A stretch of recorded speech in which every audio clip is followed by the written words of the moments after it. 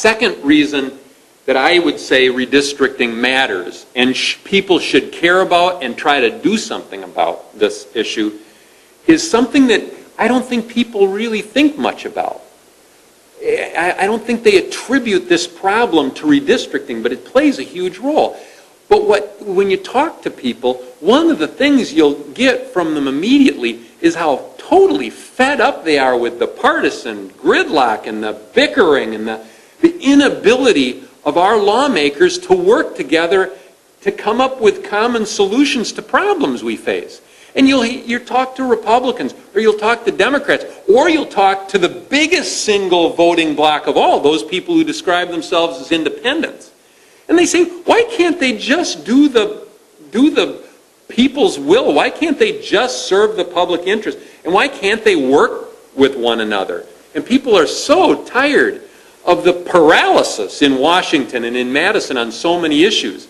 And people don't think about the role redistricting plays in producing that paralysis, in producing the animosity and the partisan bickering and the gridlock that results.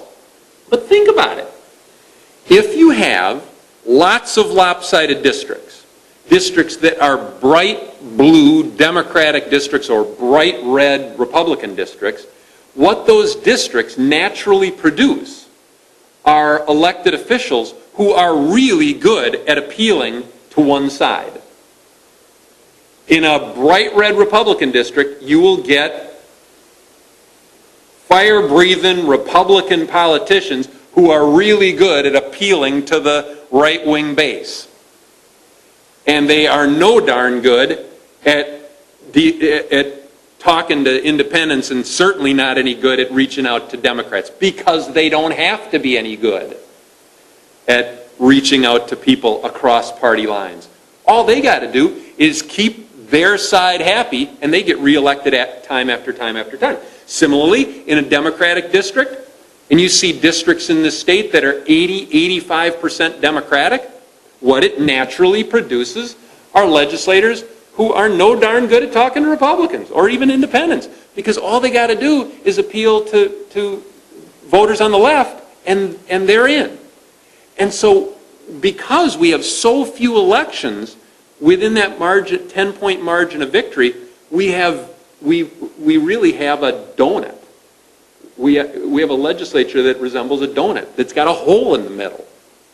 And there's no political center, increasingly. And as a result, you've got Republicans who have no interest in compromising with Democrats, and Democrats who have no interest in compromising with Republicans, and you have no center that can help build bridges between those hostile partisans. And you get gridlock.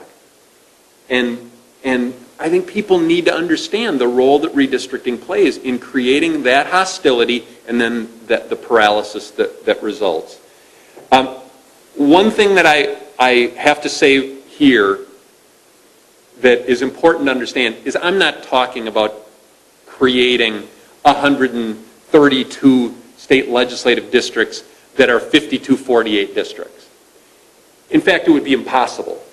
You'd have to draw the most bizarrely shaped districts to create even close to 132 districts that are all that competitive. Because birds of a feather flock together. There are communities of interest. There are communities that are very Republican areas and communities that are very Democratic areas.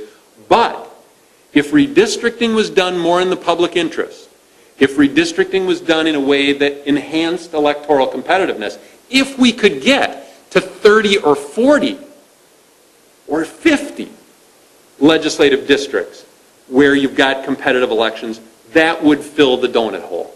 That would create a center that would help bridge the gaps between the very intense Republican and Democratic partisans, and you would have a more functional government.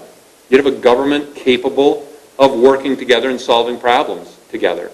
And so, as much as I talk about the money in politics and its corrosive effects on our democracy, we've got to come to terms with what redistricting does.